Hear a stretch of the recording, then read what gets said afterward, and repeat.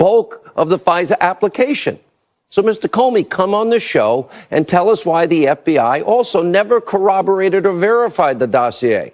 And did you know it used current and former Russian government sources, which is supposed to be a big deal?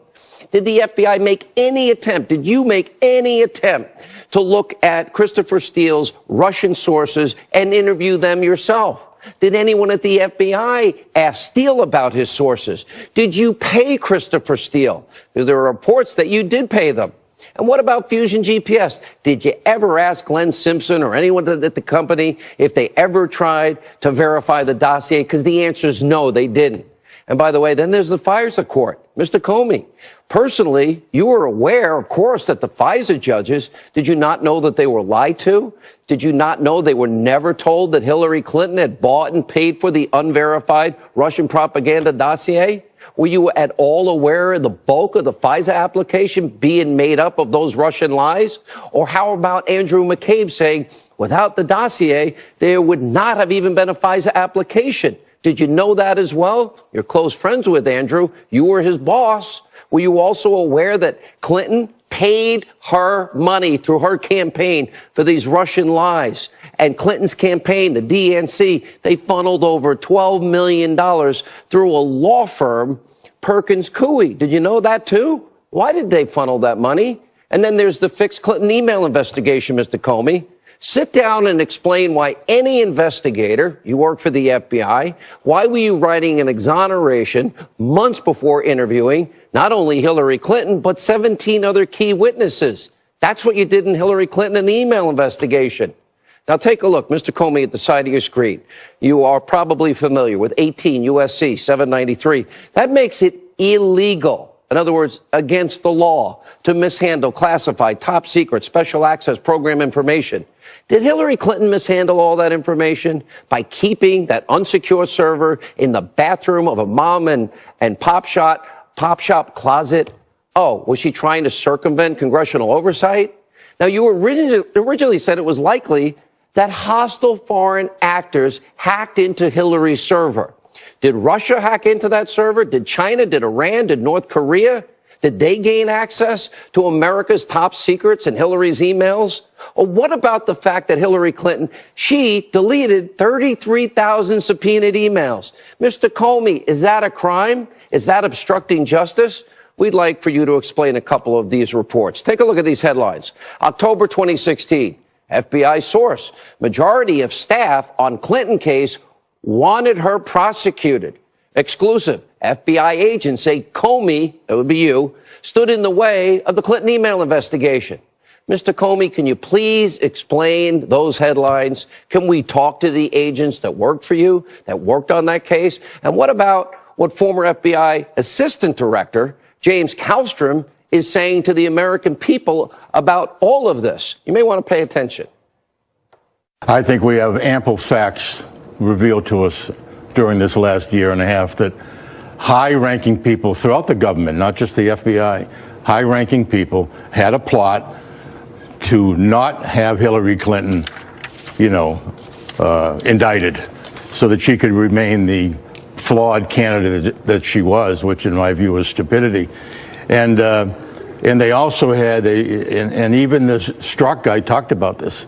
They had a backup plan to basically frame Donald Trump. Right. And that's what's been going on. This whole thing, in my view, is just total phony. I mean, how would you feel, someone out there in America land, if somebody was just had a phony scheme about you and went on for months and months and months? So, Mr. Comey, Mr. Deep State, here's an open invitation for you to come on this show, come tell your story, come sell your book, and answer some real questions. And Mr. Comey, if you care about the truth, it's fine. Go running to your liberal friends for a little safe space to talk, but answer real questions here. Now, also tonight, members of the fake news media, they have lost their minds yet again over all things Donald Trump. And in this case, for Donald Trump daring to call out the extreme and abusive bias, the massive conflicts of interest that surround Robert Mueller's special counsel. We've been telling you this for a long time. The media just can't stand the fact that the president is defending himself and telling the truth no collusion, and exposing their agenda and their lies. So the president over the weekend, he tweeted out this: as the House Intelligence Committee has concluded, no collusion between Russia and the Trump campaign, as many are now finding out. However, there was tremendous leaking, lying, corruption at the highest levels of the FBI, the Justice Department, and the State Department. Hashtag drain the swamp. Now, Mueller has been at this for almost 10 months, Congress for over 14 months, and so far, nothing. No evidence of Trump-Russia collusion. Mueller, if you got it, come on the show and tell America. And by the way, if the media, if you have more proof that this is not a witch hunt, okay, I don't believe you. Axios is reporting tonight that Robert Mueller is more interested in what happened after the election than before the election. The collusion supposedly was the whole reason for the entire investigation. And by the way, how can Rod Rosenstein, this guy is so conflicted, he should have recused himself, because on the one hand, he signs off on one of the 4 FISA warrants using Clinton's bought and paid for Russian dossier, and then he also appoints Mueller. I say conflict of interest. Now, it's why the president tweeted, quote, the Mueller probe should never have been started, in that there was no collusion and no crime. It was based on fraudulent activities and a fake phony dossier paid for by Crooked Hillary and the DNC and improperly used in a FISA court for surveillance of my campaign. Witch hunt. And by the way, people are saying this weekend, well, act like you're not guilty. Okay, saying I didn't do it means you're acting like you're not guilty. And then the president added, why does the Mueller team have 13 hardened Democrats, some big crooked Hillary supporters, 0 Republicans, another Democrat recently added, does anyone think this is fair? And yet there is no collusion. The president is right to be fed up with all of this. Look at what it has done to this country in the last year. Look at the side of your screen. Mueller's merry band of Democratic donors given over 50 grand to Democrats, including Obama, Clinton, and the DNC. None of those people donated to the Trump campaign. So if the president's innocent, I say he has every right to be upset, every right to speak out. Mueller's swamp and his deep state, they are abusively biased. They've been shown to be corrupt, shown to have an agenda. And according to a report, Andrew Weissman, by the way, described by the New York Times as Mueller's pit bull, attended Hillary Clinton's election night party. And Jeanine Ray did legal work for the Clinton Foundation. That's who's on Mueller's team. And as for the media, they went absolutely nuts speculating that Trump was going to fire Mueller. No, that's not what the president said. He said it never should have started. He never insinuated in any way he was going to fire Mueller. But that's not what your lying news media reported this weekend. President Trump sharpening his attacks, really taking aim directly for the first time at special counsel Robert Mueller, calling him out by name. Of course, all of that raised a lot of questions about whether the president was trying to undermine his credibility, move to have him fired. Big players in this investigation covering this feel like attacking this personally, the way the president has acted over the weekend, is a step toward firing Mueller. Do you think that the president is laying the groundwork to fire Mueller? We've seen this series of tweets right now, the statement from the Trump lawyer suggesting the entire investigation should be shut down. What would happen if the president made that move? All right, joining us now, Fox News contributor Sarah Carter, also an investigative reporter, Fox News legal analyst Greg Jarrett, Judicial Watch President Tom Fitton. All right, so here we have McCabe fired for lying under oath repeatedly. Isn't that what General Flynn just got charged with? Multiple times under oath, according to the Attorney General. And so that means 3 different crimes with which he should be indicted and prosecuted. One is false statements, the other is perjury, and finally obstruction of justice. If Flynn gets charged with making a false statement, by that reasoning, shouldn't McCabe? Makes sense, right? Yeah. Now, McCabe is obviously lawyered up at this point, and he's going to need a good defense lawyer because it's not just those 3 crimes, but he also signed off on the dossier in violation of the law because the dossier wasn't verified by the FBI. McCabe and Comey both knew it. Look at these new text messages between Sarah Strzok and Page, the FBI lovebirds. What's fascinating about this, you got Strzok and Page. Strzok was also working on the exoneration with Comey before the investigation. But also, this is really scary, this exchange that we talked about on Friday night, as they talk about Rudolph Contreras. He's a FISA court judge. He's a FISA court judge, and he's friends, from looking at these text messages, he's actually good friends with Peter Strzok. And Peter Strzok and Lisa Page are discussing in these text messages how best to talk with him, how best to meet up with him, so it doesn't raise any red flags, so that he doesn't have to recuse himself. Remember, Peter Strzok was the head of the counterintelligence. He investigated into Russia and many other matters. So a lot of his warrants to the FISA court would go directly to them, possibly even to Judge Contreras. So I think what's even more telling is that the DOJ withheld this from Congress, withheld this from the American people. Remember, it was redacted. It wasn't until the House Oversight Committee, till congressional members sent over their investigators that had to keep going back and forth, that were able to dig this up. They were able to make those connections and then ask for that to be redacted or semi-redacted. And then that's when the evidence came forward. This is something that really needs to be investigated. You cannot have a FISC court judge friends with somebody in the FBI, somebody who was involved in Flynn's case. December 1st, 2017 is when Flynn went before Judge Contreras and pled guilty. And then 7 days later, he's recused and there's no explanation. All right, let me bring in Tom Fitton here. Tom, as you look at all of this here and you look at the media's reaction and how they can spin the president, who has every right now. We now know Comey's in trouble, Strzok is in trouble, Page is in trouble, McCabe is in obvious trouble. I would bet Loretta Lynch is in trouble. Bring Brennan and others in here as well. And we have deep state actors that clearly did not want Donald Trump to A, get elected, and B, to succeed. And they have been undermining him in ways that I don't think any American could ever have imagined. Well, you know, the anti-Trump media and their allies in Congress are trying to prop up a Mueller operation that's collapsing. You have McCabe and Comey, and you can't say one without the other because they were working closely together. McCabe was Comey's protege. Comey, according to the documents we uncovered, blessed McCabe's involvement in the Clinton email investigation despite his conflicts of interest. He only recused himself after it was publicly reported he had a conflict, and they were pretending he didn't have one, but then they secretly recused him. He secretly recused himself. And on top of that, now we have McCabe being accused of lying. The number 2 official at the FBI is a certified liar by the FBI and the Department of Justice and the Attorney General. Any investigations he's been involved in, we know about the Clinton and the Russia one. Who knows how many other investigations are tainted as a result of these lies? Look at Comey and Brennan and how arrogant these people are. You know, Comey is one of the most self-righteous, insufferably arrogant people I think I've ever seen in such a high position. What about Brennan? What about Clapper? Well, Brennan was the instigator. He was running all over Washington, D.C. and Capitol Hill, pushing the dossier together with his partner, James Clapper, and that will come out. All right. Thank you all for being with us. So much more to get to. Sarah, thank you. Tom, Greg, thank you all for joining us tonight. And joining us, he's the chairman of the House Intel Committee. Devin Nunes is with us. Congressman, good to see you again. Thanks for being with us.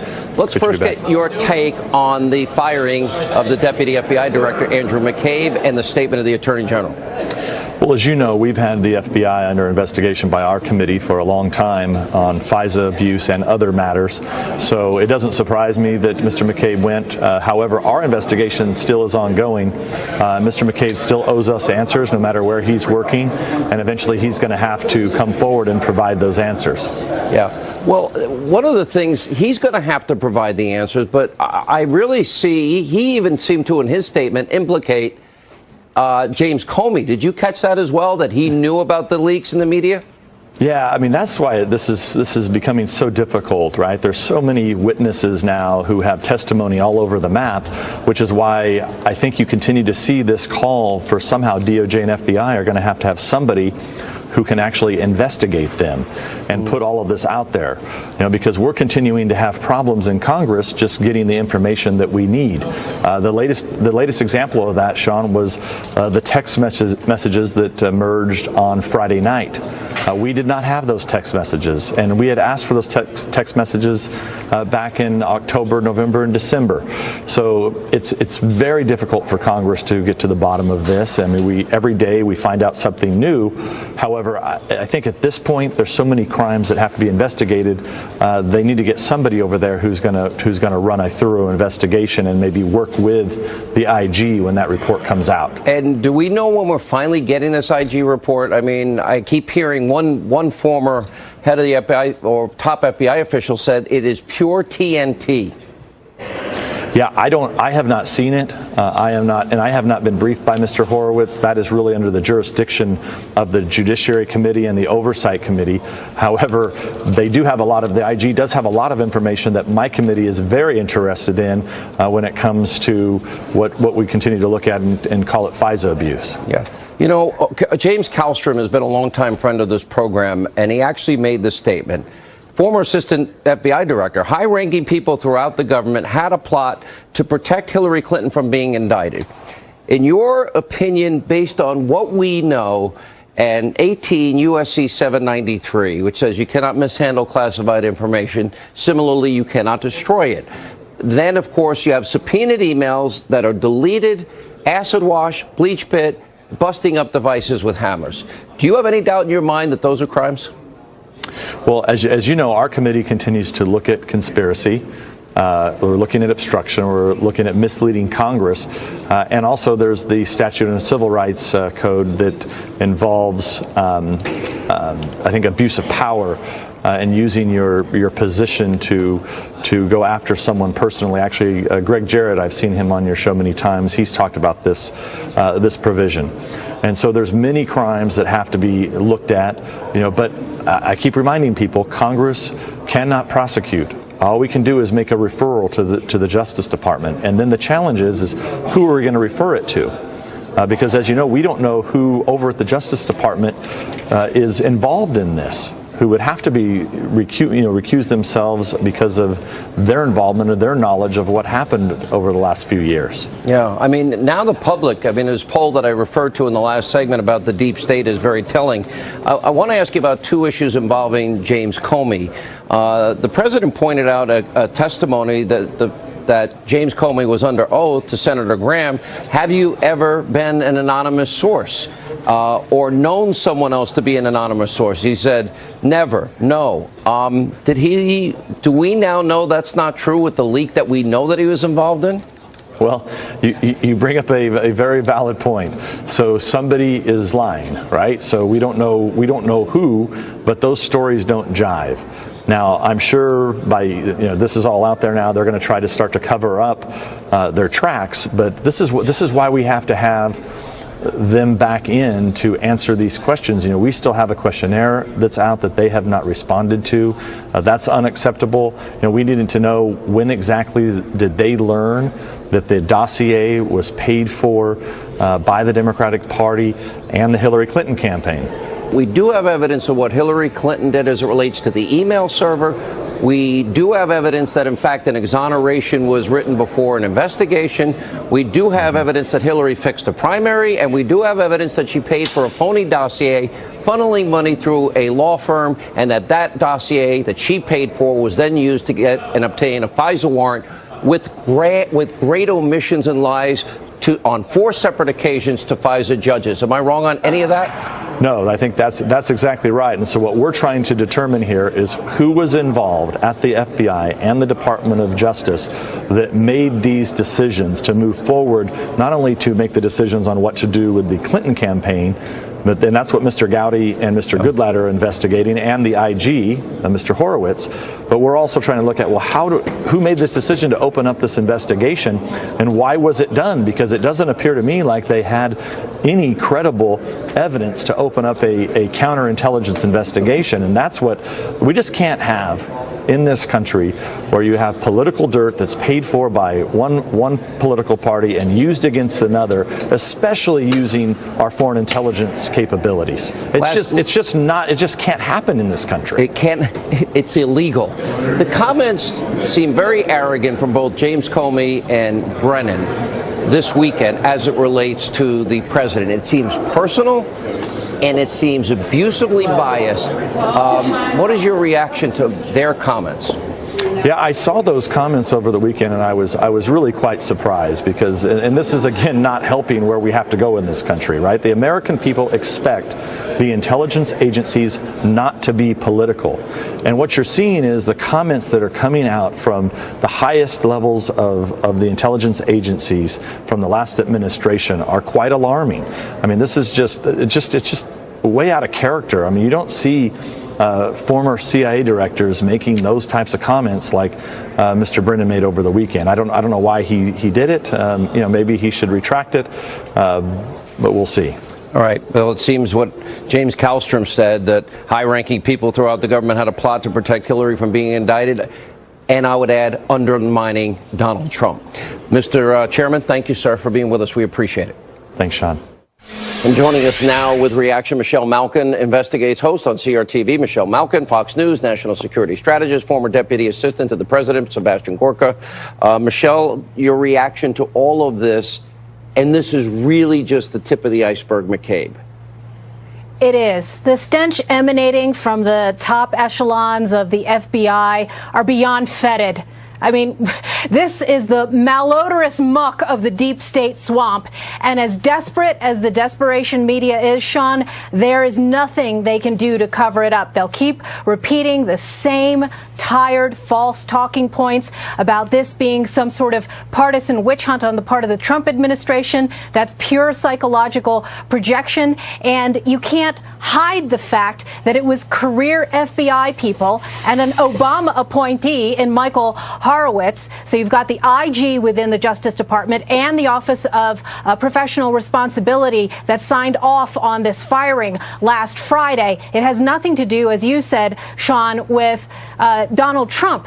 And I think you're absolutely right. You've been saying it for a long time that this is the tip of the iceberg. And I have to say that as a matter of historical context, this did not just come out of nowhere. I reported over the last 8 years about how the Obama administration, and particularly people in the Justice Department, thwarted at every turn Inspector General's investigations. It happened at Justice. It happened in the EPA, Interior, TARP, every single one of these civilian agencies. And so you add the national security implications and dangers of the hijacking of our intelligence agencies. And yes, we are in the midst of a constitutional crisis. And it's to undermine a duly elected president and to assist a felon lawbreaker and literally exonerate somebody who committed many laws. That is a constitutional crisis. Let me go to Dr. Gorka. You have Rice, you have Clapper, you have Brennan, you have Comey, you have Page, you have Strzok, you have Loretta Lynch, you have the Obama administration top down. Absolutely. Deep state. Let's remember, this individual, Andy McCabe, he's just a small part of a massive conspiracy. And again, the OPR, it sounds very anodyne, the Office of Professional Responsibility. That's the IAD of the FBI. That's the Internal Affairs Division. And they said this guy cannot get his pension. That is a massive blow. And it's just the beginning. But now comes the real test, Sean. Now AG Sessions has to clean the stable. Special counsel. Right. Special counsel. All right, guys, you've been amazing. Thank you all. So much more to get to. We're way behind the great one, Mark Levin. Big developments, the host of CRTV's Levin TV and the host right here on the Fox News channel, Life, Liberty, and Levin. Thank me. How am I? Let me bring this audience behind the scenes. You and I talk a lot. We're best friends. You called me this weekend, and like the both of us were apoplectic about not just McCabe, but how this is the beginning, the level of deep state corruption, and how the media in this country lies to the American people. I'll let you say it in your own eloquent way, Mr. Levin. All right. As somebody who worked at the Justice Department, I want you folks watching to understand a couple of things. The Inspector General is an independent official, professional within the Department of Justice. This Inspector General was appointed by Barack Obama. Then you have the Office of Professional Responsibility, in this case, in the Federal Bureau of Investigation. They investigate professional wrongdoing or accusations. These are how the people in these offices are civil servants. They're experienced lawyers. And what's happening here, Sean, is when you look at it this way, folks, the director of the FBI, Comey, and the deputy director, McCabe, these were bad cops. They were bad cops. They were politicizing the FBI. They were obstructing certain investigations. They were pressing their foot on the gas pedal in other investigations. They are bad cops. So the institutions within the Department of Justice and FBI that deal with this have been raising red flags. The Inspector General, appointed by Obama, and the head of OPR, appointed by Mueller when he was the FBI director, they looked at it. Trump had nothing to do with it. They wouldn't care what Trump had to say anyway. They go to the Attorney General of the United States and say, you need to fire this guy. By the way, the new FBI director, who is apparently in the Witness Protection Program, he put the guy on suspension forever. So the new FBI director, the IG, the OPR, the Attorney General of the United States would have done a horrific miscarriage of justice if he had not fired McCabe, a bad cop who authorized leaks and then apparently lied about it to the IG and OPR. But they had the goods on him. Under oath. Under oath. Now, here's what's stunning.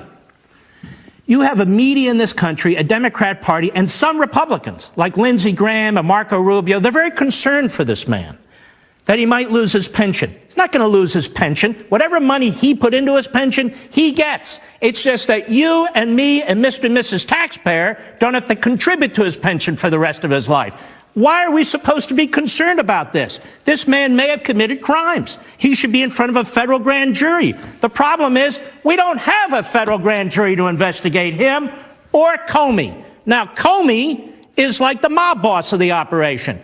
All this was happening under him. Stroke, Page, him, all the rest of it. All the rest of it. And Comey's a known leaker. He confessed because he didn't want to commit perjury. And now he's caught with his former deputy at a point here where the former deputy said, yes, everything I did, Comey knew, and as you pointed out, Comey testified he didn't. These are bad people who did bad things, and we expect the head of the FBI and the deputy head to do the right thing, but they were bad cops. I want to go on. All this tweeting, James Comey we talked about. Brennan, do the American people remember that this jerk, that his CIA was spying on staff for the Senate Intelligence Committee, and he denied it? And then he had to go back and apologize because under this jerk, they were spying on the Senate Intelligence Committee. Do people remember Samantha Power? Under this jerk, they were unmasking Americans left and right at historic numbers like never before. Her excuse? People were unmasking Americans with my name. She didn't know anything about it. You remember Eric Holder? That jerk repeatedly lied about his knowledge when it came to Fast and Furious. The only attorney general in American history to be held in contempt. He targeted journalists at the AP, at Fox. He refused to investigate abuses at the IRS. He was involved in the pardon of Mark Rich. Even the DOJ IG at some point testified senior officials under Holder were blocking access to the documents. Clapper, who can forget that jerk for lying in front of Congress about what they were doing to the American people with their spying? What we have here, unmasking, spying, leaking, covering up leak, lie about leaks. It would be nice if Trey Gowdy for once would go on television and say, you know, I really do think something's wrong here, and Mr. Mueller, you're investigating the wrong thing. He's on TV, and he says, we're not investigating Mueller, collaboration with the Russians anymore. We're investigating Russian interference with our election. That's his mandate. Well, maybe Mr. Gowdy can explain something to us. Then why isn't Mr. Mueller dragging Hillary Clinton in front of the grand jury, or the head of the DNC in front of the grand jury, or other people associated with the dossier in front of the grand jury? Why isn't he dragging his friend James Comey in front of the grand jury? He had to sign off on the FISA application, or Mr. McCabe. Or he had Rosenstein. to sign off on the FISA application, or Rosenstein, or Loretta Lynch. Yep. Because Mr. Mueller's not investigating interference in the Russia, in the campaign. Because if he was, He'd do not only what I said, but he'd be investigating Comey and McCabe for interfering in our election. Here's the big story. The Obama administration did more to interfere with our election than the loathsome Vladimir Putin. Whether it's unmasking, whether it's Susan Rice refusing to allow the cyberspace folks to investigate, the Obama administration did more to interfere with our election than the Russians. That's the story. Great one. You're one of the hardest interviews I've ever had. That is a superb analysis. Serious, good job, as always.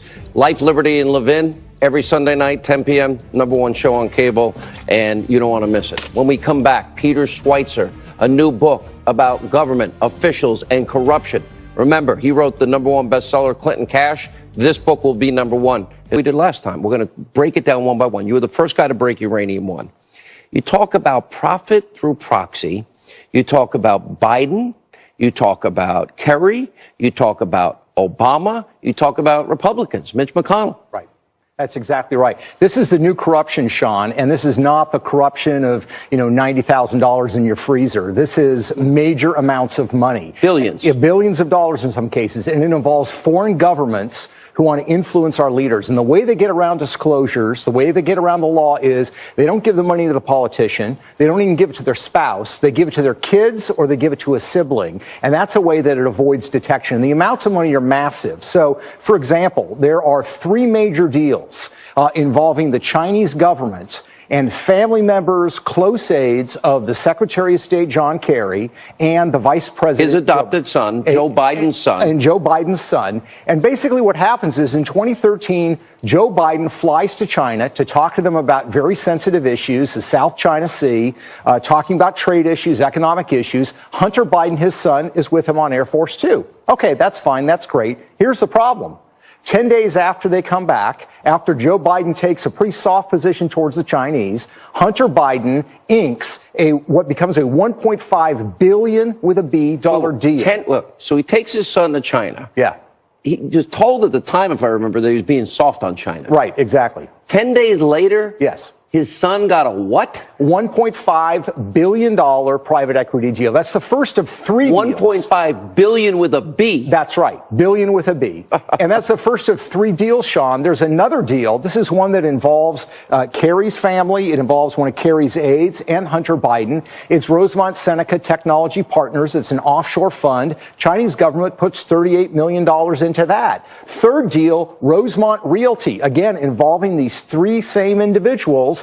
It's a Chinese government buys this real estate company, puts in $3 billion. How many billions between these 3 are we talking about? You're talking about, if you accumulate all of them, you're talking about multiple billions of dollars, at least a couple of $1 billion. And here's the problem, Sean. None of this was disclosed. We have pictures of it. We have the documents. But it wasn't disclosed because federal law doesn't require the Vice President of the United States. So it's a backdoor way. Like Obama made a big deal. 5-year lobbying ban.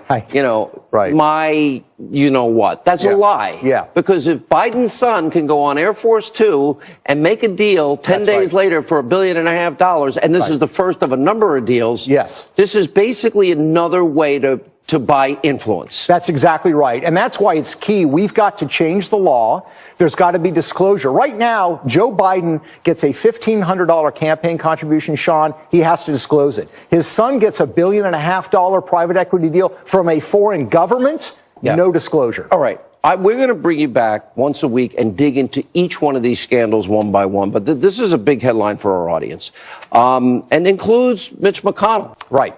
Right. You've got Mitch McConnell, his wife Elaine Chao, very closely tied commercially to the Chinese government. China's State Shipbuilding Corporation, largest military contractor in China. You've got close commercial ties there. And McConnell, Senator McConnell, and Elaine Chao got a gift from her father from between $5 and $25 million. That is a result of that Chinese government money. And we're also going to bring you back on Obama. His deals are a little different and a little shaky. On the cover of the book, you have Kerry, you have Crazy Uncle Joe, you've got McConnell, Obama, and Jared Kushner. And I read the Jared Kushner part, and I'm thinking, oh boy, he's in trouble. But it was a lot different. This isn't the same. Why did you put him on the cover if he's not guilty of these same. Well, Sean, we deep scrub everybody. Republicans, Democrats, we've always done that. Well, McConnell should be nervous about this book. Yeah, I think he should be very nervous about this book. In the case of Jared Kushner, look, there's no deals that have been consummated. We didn't find any foreign deals. What we did find, though, is the Chinese government has said they don't like President Trump's policies on the military. They don't like his policies on trade. And they explicitly said the way we're going to try to soften his position is by going through the kids. So we really are, it's a warning saying, so don't take these deals. Others did corrupt deals. You're just saying in Jared's case, you better learn from these guys. Don't do it. That's right. Don't do it. It's going to be damaging to the family. It's going to be damaging to the country. All right. This book, that's all this week. We will always be fair and balanced. Let not your heart be troubled. We're not the Destroy Trump media. Laura Ingraham is standing by. Hello. Hey, Hannity, you are fantastic. Hey, Hannity. Hey, Ingraham. Go ahead. I don't like to compliment you very often. Okay. But when I do, it really means something. You looked tan, rested, and so fresh this morning on Fox and Friends. I saw you. I spent all weekend in bed reading. That's all. That's why. I'm such a loser. Like, boom. You were like going through the topics like this. I'm like, wait a second. Hannity's like 8:30 or 8:15 in the morning. I had to get up at 7 o'clock to do Fox and Friends. I love the show. They're all friends of mine, but I mean, it's ridiculous. You're right. It's too bad. I don't get paid extra for that. Oh, but Hannity, this is what I want you to do. Okay. The next time that you go on Fox and Friends, I want you to have them take the cameras and do it at your home mixed martial arts studio, and then I want you to be with your sensei, and I want that. We bow in, we bow out. This is a war. Hey, last thing, I want you on my show this week. Will you come on? Yeah, Wednesday. I'm going to be, or Tuesday. I'm going to be in New York. So Tuesday night, tomorrow night. Have a great show. Great show. All right. Good evening from Washington. I'm Laura Ingraham, and this is the Ingraham Angle. No mixed martial arts, however. We have a hot show, hot topics, of course, hot guests. Hello. You're not going to want to miss a minute. The firing of the number 2 man at the FBI has the deep state squealing. We're going to ask a former top man at the Bureau if there really is an unholy alliance between the FBI and the other folks in the intel community to bring down the president. Plus, do you believe students organized millions of anti-gun marchers and hundreds of protests this Saturday? We're going to tell you who really did. And also, the IRS admits to knowing about millions of cases of taxpayer fraud by illegal immigrants. Guess how many prosecutions? It'll make your jaw drop. And we're going to tell you why it's suddenly raining apologies from the ladies of the left. But first, the lawlessness of the Democratic Party. That's the focus of tonight's angle. Over the weekend, Democrats bent over backwards. Now, not to lament the outrageous lack of truthfulness by former FBI Director Andrew McCabe, but to lament his firing. What the president did was one of the biggest, I think, character flaws that we see in him. He just lacks human decency. It was cruel the way he did this, to fire someone literally hours before they would have got their pension. President Trump announced we have 90 days to get McCabe before he retires. He put out basically a hit on him and said, do this before he qualifies for retirement. I've never seen a president of the United States go after an individual. This is awfully mean-spirited. Now, frankly, he should have been sacked a long time ago. And you notice what the Democrats weren't discussing there? But let's face it, the government here followed a meticulous process, and they did this all by the book, which is good. The Justice Department's Inspector General forwarded its findings on the conduct of McCabe to the FBI's Office of Professional Responsibility. And it was they who determined that McCabe should be fired. It's a big decision. Now, just so you all know, this office is staffed with career personnel, not Trump loyalists. So when the government learns of wrongdoing, shouldn't it act immediately without regard of who cares when someone's retiring? If it was wrong, it was wrong. And that's what the Justice Department did here. Well, you'll notice that none of the McCabe defenders that you just heard mention the actual reasons for his dismissal, because those are very inconvenient. He's charged with leaking information about an ongoing investigation, the one into the Clinton email scandal, to the Wall Street Journal. Attorney General Sessions said that McCabe lacked candor about those leaks, and at times he did so under oath. That's a big no-no. Now, in a response on Friday night, McCabe claims that the media leaks were done with the permission of the former FBI Director Jim Comey. Now, that could be a big problem for Comey. Why? Well, he's already testified under oath to Congress that he did not engage in leaking, nor did he authorize any leaks. Someone's lying here. And we haven't even talked about Andrew McCabe's conflict of interest. He should have recused himself from investigating Hillary Clinton since his wife Jill, when she was running for state office in Virginia, received nearly $468,000 from Clinton pal Terry McAuliffe's PAC. And by the way, 4 other Clinton bundlers contributed $130,000 to Mrs. McCabe's campaign. Not a bad haul. And that doesn't constitute at least the appearance of a conflict of interest for her husband, who is investigating Mrs. Clinton. It is patently obvious at this point that the Democrats and their media toadies will defend and or ignore any lawlessness so long as it achieves their political end, which is what? To win back power in Congress and eventually run President Trump out of office. But I was thinking about this, this endorsement of lawlessness, looking the other way at conflicts of interest, this isn't an isolated incident for the left. Remember, these are the same people who applaud the compassion and the courage of public officials who push sanctuary policies in cities like Chicago, Hartford, Connecticut, and all across California. So the average working person has to suffer as violent illegal alien offenders roam free after being released from jail in places like Oakland and down in L.A. And by the way, these are the same people who made all kind of lame excuses for the rioting and destruction by mobs in Baltimore following Freddie Gray's death. And ditto for the nights of looting and fires, those terrible events in Ferguson following the police shooting of Michael Brown. Now, recall that juries acquitted the police officers in each case. And by the way, the same type of people who, going back to the Obama era, they didn't bat an eye when Eric Holder declined to prosecute IRS official Lois Lerner for discriminating against conservative 501c groups. And didn't care that Eric Holder stonewalled Congress regarding the Fast and Furious scandal, which, by the way, I forgot until today, which led to a criminal contempt of Congress resolution against Holder. And of course, we all remember there were no repercussions for Susan Rice. Remember when she went out and lied to the American people about what spurred that attack on our government compound in Benghazi, Libya? In fact, the only person who was actually charged after 4 Americans were killed there, including the U.S. ambassador, was a man named Ahmed Abu Khattala. And he was found not guilty of 14 of the 18 counts against him. Unbelievable. No accountability. And let us not forget the Democrats, who once prided themselves on caring about protecting civil liberties. They don't seem at all bothered about using the vast power of our intelligence services to spy on members